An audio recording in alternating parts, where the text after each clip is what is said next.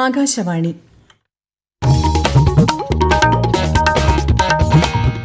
പാർലമെന്റിന്റെ ശീതകാല സമ്മേളനം പുരോഗമിക്കുന്നു.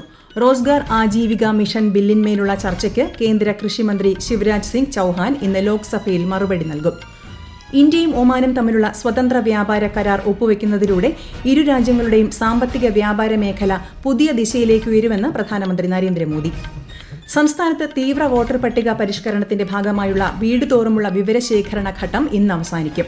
കരട് വോട്ടർ പട്ടികയിൽ സ്വന്തം പേര് ഉണ്ടോ എന്ന് എല്ലാവരും പരിശോധിക്കണമെന്ന് മുഖ്യ തെരഞ്ഞെടുപ്പ് ഓഫീസർ.